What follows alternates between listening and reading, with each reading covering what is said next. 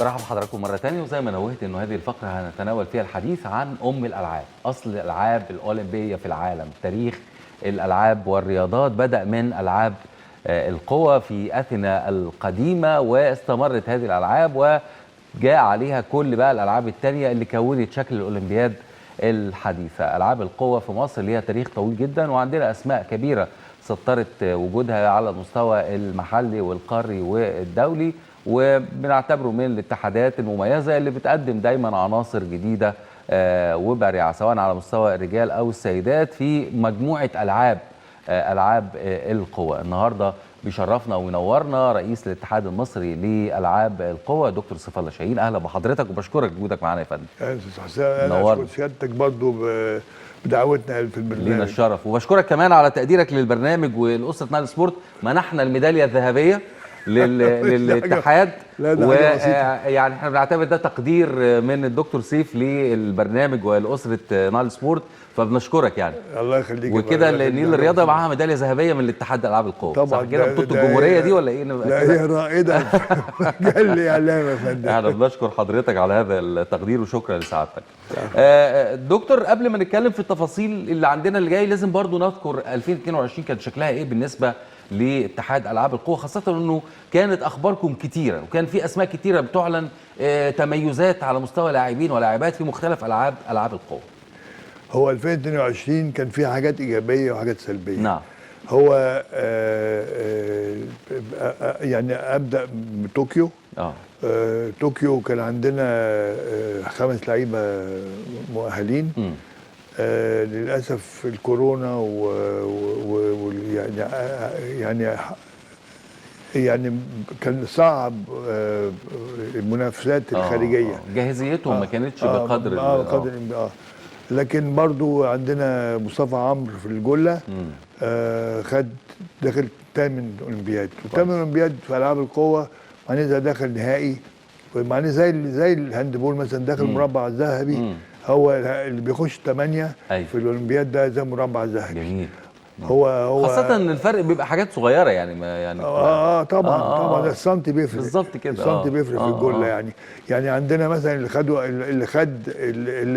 اللي خد اول في بطولة العالم في الدوحة السنة اللي قبل طوكيو في الجله في الايفنت ده عمل سنتي اكتر من الثاني. والثاني والثالث تعادلوا بالرقم، فخدوا اللاعب الرميه الثالثه في الجله. فسنتي يعني سنتي دي مش عارف لو الحكم حط لا لو حكم حط القياس على الارض بدل ما يحطوا كده حطوا كده فرق جاب السنتي فيعني يعني ما فبتبقى منافسه شديده يعني. ده في الجله. فهو الولد هو انا احنا كلنا بندور على الميداليه طبعا.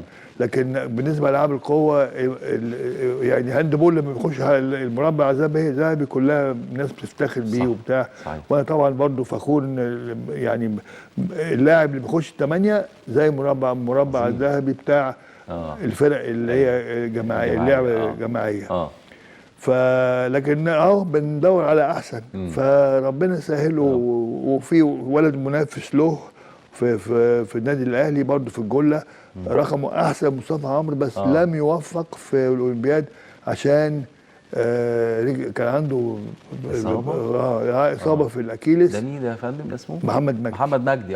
ده يعني الناس كتير بتتكلم عن انه ده مستقبل هايل للعبة. هو خد تاني عالم من تحت 20 سنه ما شاء الله. ففي تحت 20 سنه لما بيخش مع الكبار بيبقى في يعني بيلاقي يعني انبهار او قلق. فمحتاج ادجست يعني مرحله تحضير وتجهيز تجهيزه نفسيا وبرضه يعني بدنيا عشان ينافس الناس دي. كان من الاسماء اللي لمعت في 2022 بسنت حميدة طبعا. خاصة انه ما كانش عندها الفرصة ان تكون متواجدة في الاولمبياد بشكل كويس بسبب الاصابة، لكن بعد كده لقينا الاسماء او الاضواء بتسلط على بسنت وانجازاتها. بسنت عملت يعني لاعبة مميزة ويعني موهوبة. وبعدين مش موهوبة بس، هي عارفة يعني ما اعرفش ان هي عارفه انها موهوده، وبالتالي عارفه. اكيد طبعا. لكن احنا اذا احنا عارفين هي موهوبه، امال هي شكلها ايه؟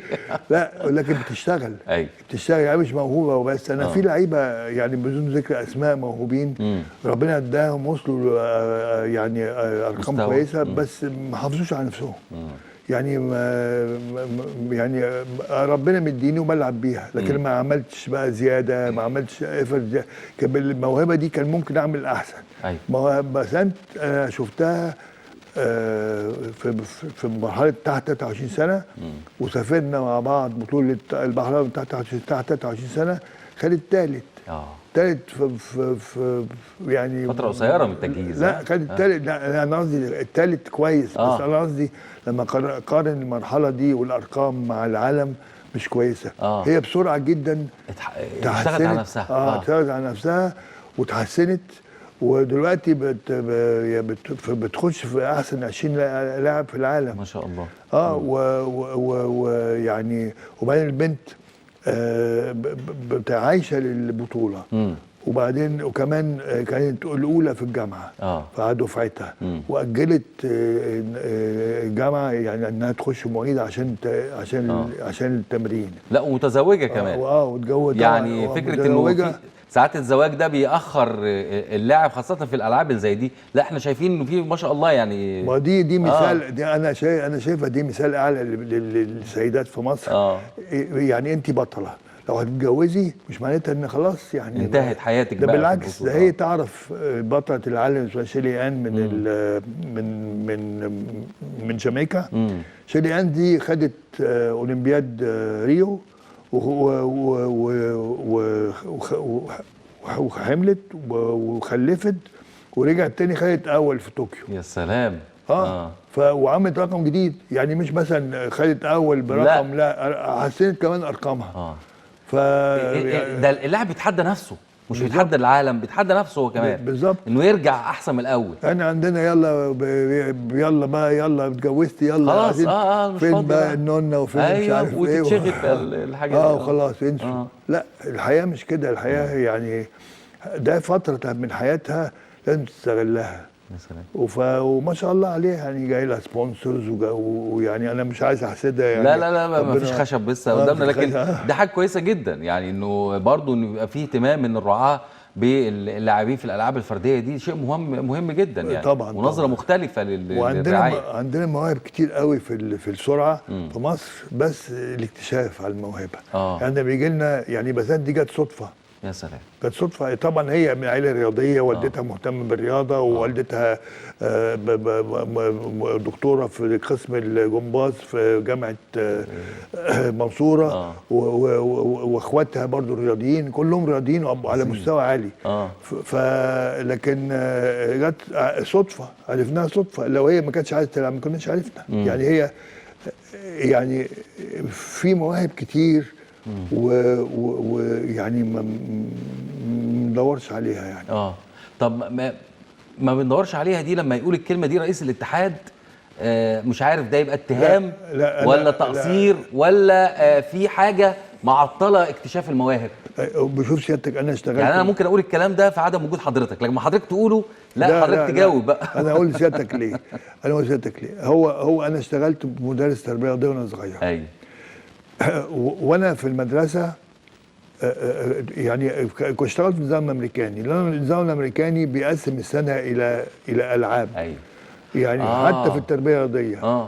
فانا مثلا وبعدين اللعبه نفسها بتبقى في موسم اللعبه في التربيه الرياضيه، في موسم اللعبه التنافسيه.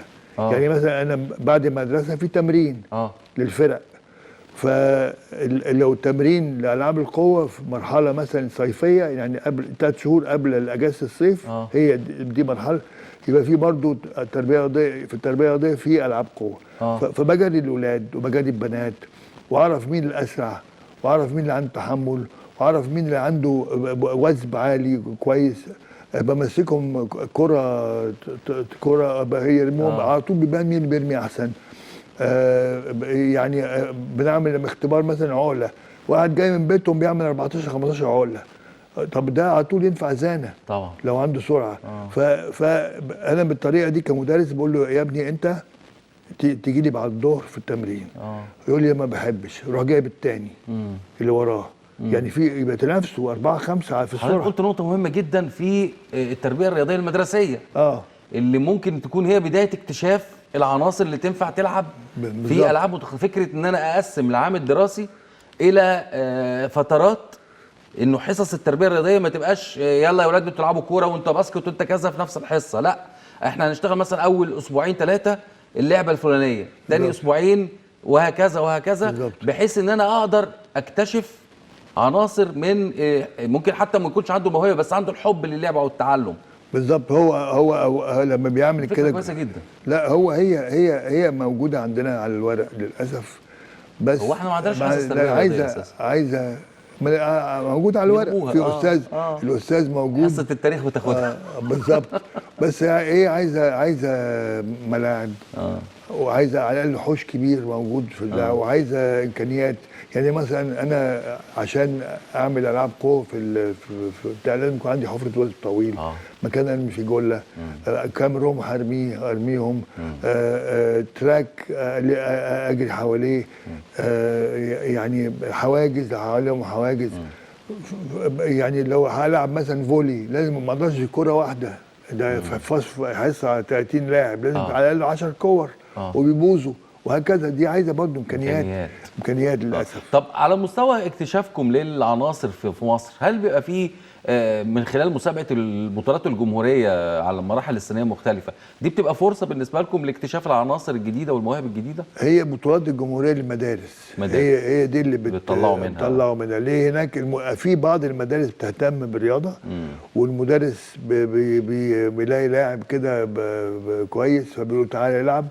وزي هبه عبد الرحمن مثلا، طبعا هبه عبد الرحمن لعب بطوله الجمهوريه مدارس، خد اول رمى 50 متر، اتمرن شويه عمل 90 متر، فشوف 50 متر 90 متر بس رمى اول مره 50. يا سلام. ما عندوش فكره ماسك غير واحد تاني جنبه بيرمي 20. ايوه وفاهم سيادتك؟ أيوة. وسبرنت كذلك وصفات طويله. وانا صغير وانا كنت بلعب في المدرس، جالنا واحد بيقول لي عايز العب كوره، فقلت له الكوره دي كان رفيع جدا ورفيع ناشف مش رفيع، بجريهم مسافات طويله. عملت اختبار 5000 متر عملها في 15 دقيقه حاجه.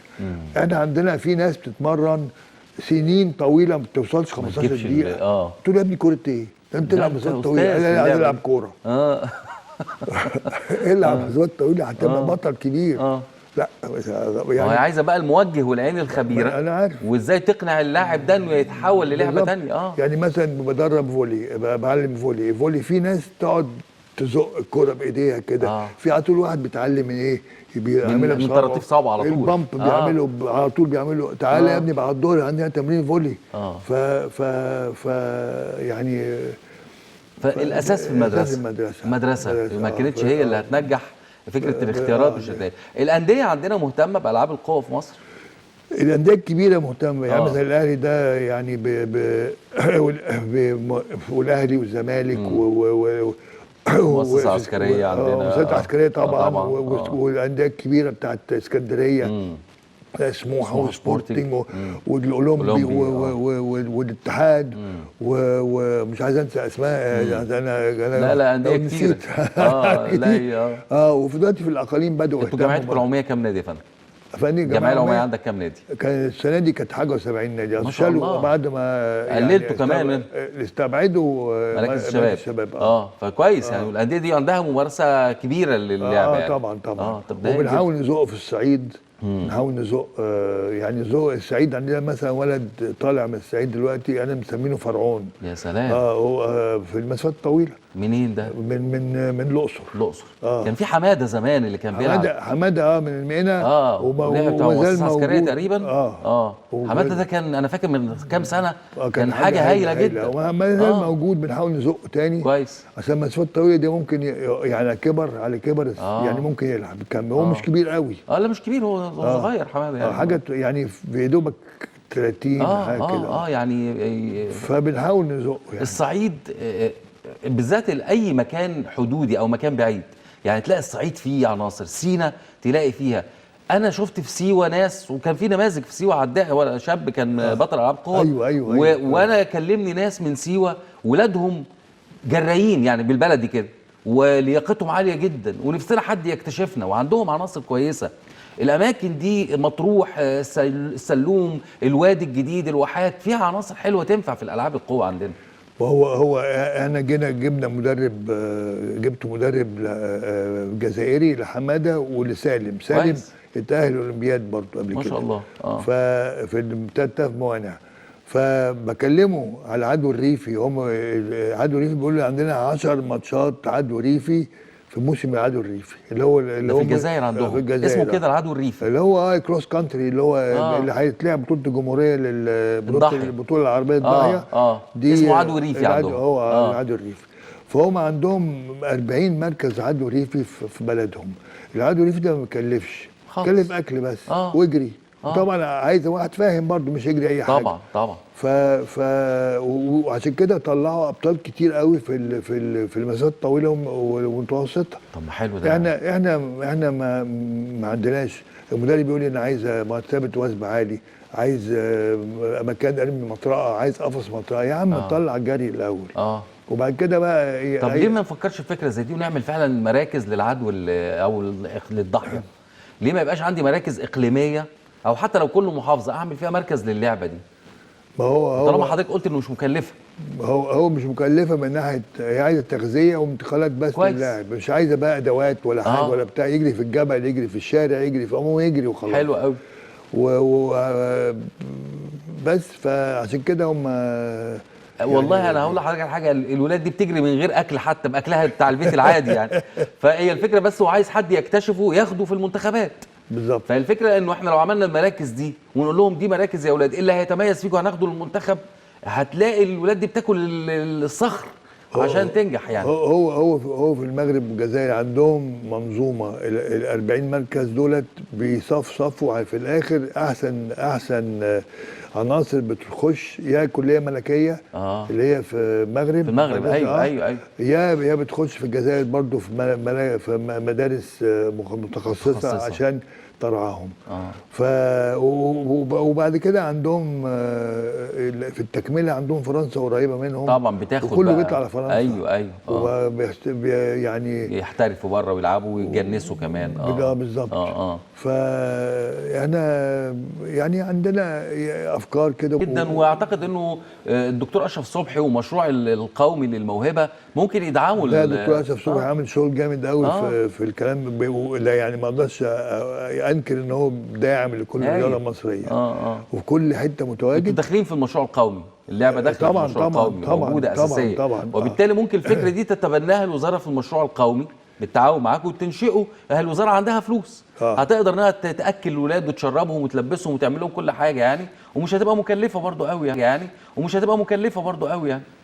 فيا ريت والله المشروع ده مشروع هايل جدا يا دكتور. يبقى مشروع 23. يا ريت يا ريت والله يبقى مشروع كده محترم. ما كانش في محافظه، كل محافظه نعمل مثلا زون يعني. كل 3 محافظات يبقى في مركز اقليمي للمحافظات دي، ويجمع الولاد في سباقات الضاحيه، وبالذات فعلا الاماكن الحدوديه. الولاد عندهم براح وبيجروا كده فهايلين جدا. وانا شفت والله في سيوه تحديدا، شفت نماذج رائعه ومحتاجه اللي يدور عليها يعني. طيب مشوار اولمبياد باريس ان شاء الله 24 اخباره ايه، وايه المراحل اللي هيمر بيها لاعبتنا، وهل في عندنا ناس، حضرتك قلت ان في ناس تاهلت بالفعل؟ ما دلوقتي بسنت اتاهلت كويس في ال 100 و200 في ال 100 وال200 مش بس في ال 100 في ال 200 متر ما شاء الله، وبرقم قوي جدا يعني. مش اتاهلت على الحركرك، لا اتاهلت كويس جدا. اسراء اللي خدت الثاني في بحر الابيض المتوسط في الوزن الطويل، فاضل لها 10 سم على التاهيل ده. وده ولا حاجه يعني، ولا يعني 10 سم وهي ما شاء الله عليها ماشيه كويس برضو على برنامج كويس مع مدربها كابتن هشام علي. ويعني هي لاعبه من النادي الاهلي يعني ما شاء الله. وعندنا في الجله ولدين اللي انا قلت سيادتك قبل كده، مصطفى عمرو ومحمد مجدي. وعندنا في الرمح ايهاب عبد الرحمن. ايهاب عبد الرحمن لسه جاي من جنوب افريقيا وهيطلع استراليا. ما شاء الله. يتمرن هناك، يقعد مده هناك. بوب ده من كام سنه قبل الازمه بتاعته ايقونه العاب القوه في العالم، يعني الايقونه بتاعه الرمح في العالم. وفعلا هو يستحق ده بصراحه. فعلا ان شاء الله. وهو لسه ممكن يدي، فربنا يوفقه ان شاء الله. وعندنا مجموعه، يعني ده في بقى صف تاني برضه بنجهزه على 24 وقريبين برضه، مش بعاد عن التأهيل، زي روان في المطرقه. هي اللي خدت الثاني اولمبياد ناشئين. ايوه في باباها المدرب بتاعها صح كده، وكابتن كبير برضه. بنت هايله كم مره استضفناها يعني. واضح ان هي ليها مستقبل ان شاء الله يعني. ان شاء الله ان شاء الله. بس المنطقه من الايفنتات اللي عايزه تاقلم زي ما قلت سيادتك 23 سنه تطلع من ال 20، يعني تلاقي قدامها يعني وحوش. فعايزه بقى ايه برضه تتاقلم شويه، عشان ما انت هتبقى من وحش صغير تبقى هي كمان وحش كبير. ازاي تواجه وتخش مع الناس دي. بس وشغاله كويس ما شاء الله عليها. وعندنا مين تاني يا ربي؟ الزانه عندنا حد؟ عندنا طفره في الزانه، بس في الناشئين. لسه ما وصلناش للمستوى الكبار. يعني هم يعني عايزين، يعني احنا متابعينهم كلهم يعني. موانع عندنا حد؟ الموانع عندنا سالم هو اللي في بره في الجزائر. هو اللي اتأهل، وان شاء الله هيتأهل تاني. اتأهل طوكيو، واتأهل قبل كده الاولمبياد اللي قبليه. فلا، بطولة العالم اللي قبليها مش الاولمبياد اللي بعدها. وجبنا له مدرب جزائري كان بطل عالم في الموانع. مسافات طويله عندنا برضو. هو مسافات طويله، هو برضه من الاسماعيليه. موانع اسمه اسماعيليه. ومؤسسه عسكريه برضه. مؤسسه عسكريه مقدمه عناصر كويسه جدا. حضرتك قلت نقطه مهمه جدا في اول الحديث، التجهيز النفسي. بتشتغلوا ازاي على ده؟ وهل عندكم اجهزه متخصصه؟ هل بتستعينوا بخبراء معينين خاصه قبل البطولات؟ حضرتك مثلا ما قلت انه روان مثلا عشان طالعه من مرحله سنيه لمرحله ثانيه، اللاعب بيتفاجئ بالمستويات اللي قدامه، بيحتاج الى تجهيز نفسي كمان مرادف للعمل البدني والرياضي. هو في اهتمام كبير قوي في التجهيز النفسي. هو انا عارفه من زمان، اسمه كان احنا بنسميه بالانجليزي لايف تايم كوتش. وكمان انا ده بتعمل حتى الغير رياضيين دلوقتي. يعني بتعمل في الحياه العاديه دلوقتي. بقول لك انا مش ناجي عليه في حياتي المهنيه. طب تعالى اقول لك ليه. يقول لك ده شغال تنميه بشريه اليومين دول، بقت شغلانه الناس كلها بتشتغلها يعني. بالظبط. لكنها مهمه يا دكتور. طبعا مهمة جدا. هو دلوقتي طبعا في حد يعني الوزارة مهتمة بهذا هذا الطب النفسي الرياضي. ففي حد من الوزارة هيشتغل معانا في التجهيز النفسي. كويس قوي. وهي الوزاره هتدفع حقه يعني. حلو قوي كمان.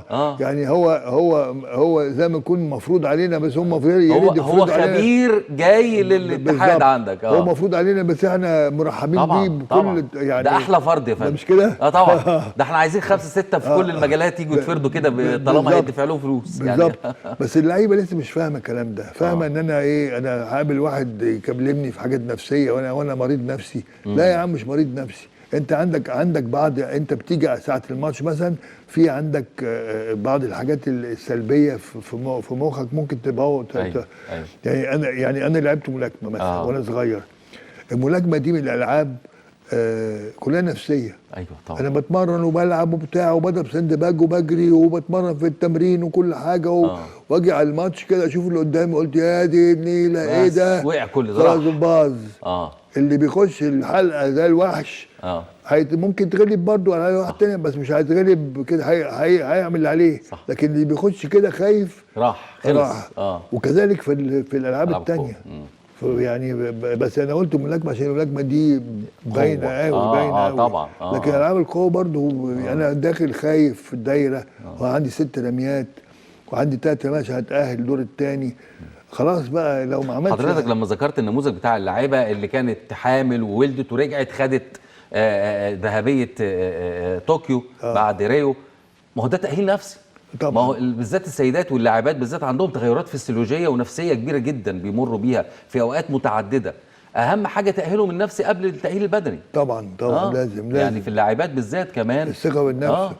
هو انا ملاحظ طبعا في ناس عندها الانا عاليه جدا. من دي عندهم طبعا. وانا عندي النرجسيه في عندي واحد صاحبي يعني بدون ذكر اسماء كده يعني. وهو حتى انا فاكر زمان كان بيلعب معايا. ايوه. فلما كان بيتمرن وهو وحش قوي بقول له انت النهارده كنت وحش قوي.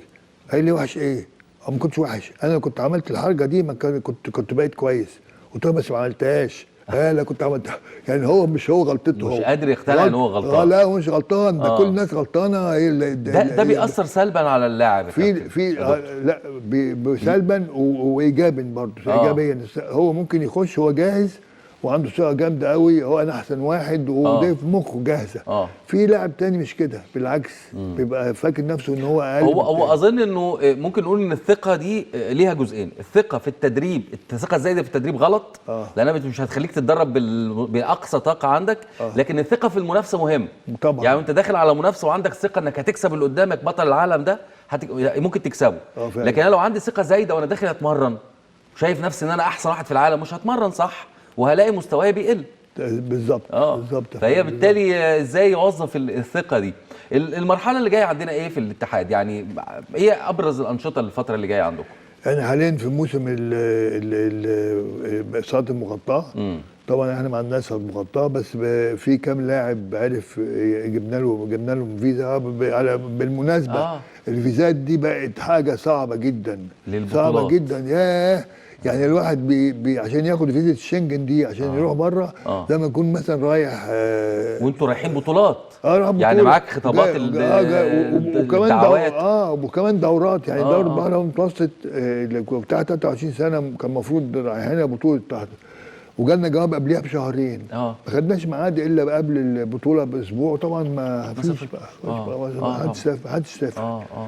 معلش. هو يعني المشاكل الاداريه دي بتعطل كتير فظيعة في شغلكم. فظيعه. طب ده بيتم التنسيق المفروض مع جهات معينه في السفارات ولا وزاره الشباب والرياضه؟ لا هي بقت والله وزاره الشباب والرياضه بتساعدنا كويس قوي. لكن عن طريق وزاره الخارجيه طبعا. لكن الشنجن بالذات بقى سيستم. انا النهارده بقبل 100 فيزا 100 طلب بس في السيستم. غير كده مش اقفل بقى وخلاص. اقفل. اجي انا اقدم على رايح بطوله معينه يقول لك لا مش مهم. مش مهم عندهم. رغم يعني حتى امريكا بطوله العالم في امريكا اللي كان المفروض يعني نسافر فيها 5 3 خدوا فيزا بس، وخدناها اخر دقيقه. واثنين خدوا الفيزا بعد البطوله بشهرين. انت امال عامل بيه ايه؟ طب انا هعمل له ايه ده؟ وديه يشتغل بقى هناك. يعني ده حاجه غريبه قوي. فبالتالي دي بتبقى مشاكل فعلا بتواجهكم في السفر طبعا. معسكرات خارجيه عندكم معسكرات الفتره الجايه يا فندم؟ ما انا دلوقتي بعمل ايه؟ احاول اعمل ايه؟ انا هبتدي اشتغل على نظام معسكرات على اساس ايه؟ اللاعب يطلع معسكر ويطلع من بطولات من المعسكر. يعني مثلا اركز على فرنسا مثلا عشان الاولمبياد هيبقى في فرنسا. وبعد كده اللي هيلعب بطولات يسافر من المعسكر بتاع البطوله ويرجع تاني في الفتره. أزمة العمله الاجنبيه عامله معاكم ايه؟ دي صعبه. دي حاجه تانية. تذاكر السفر غلت، اماكن الاقامات. انت عندك مدربين اجانب في الاتحاد؟ عندنا بس مش عايشين هنا. يعني عندنا ببعت لهم ايهاب رايح لمدرب الماني شرقي في استراليا كويس. سالم بتاع المانيا راح لمدرب في الجزائر. جزائري ده؟ جزائري فرنساوي يعني. هو بس برضه في تكلفه بتدفع طبعا. طبعا. برضه اللعيبه بتدور على معسكرات بره. دعوات يعني تجيلها وانها تروح يعني. لا عشان يقعد بيتمرن ويروح بقى. يعني والله يكون في عونكم في التكلفه اللي بقت عاليه دلوقتي كمان في الحاجات دي. والعمله طبعا تدبيرها بقى صعب دلوقتي كمان، فبتبقى صعبه جدا يعني. ربنا يسهل بقى. ربنا يوفقك. عموما يعني انا سعيد جدا بوجود حضرتك وربنا يوفق حضرتك والاتحاد، وانتم الاتحادات المحترمه اللي بتقدم الله نتائج يخليك جيدة يا فندم، الله نتمنى لكم يخليك، التوفيق، الله يخليك. وبنشكرك على تقديرك للقناه بهذه الميداليه حاجة بسيطة البسيطه جدا. دي يعني. حاجه بسيطه. وربنا لا ان شاء الله نجيب لكم كاس المره الجايه نتاهل الاولمبياد معاكم ان شاء الله، يبقى النيل إن الرياضه شاء معاكم. الله.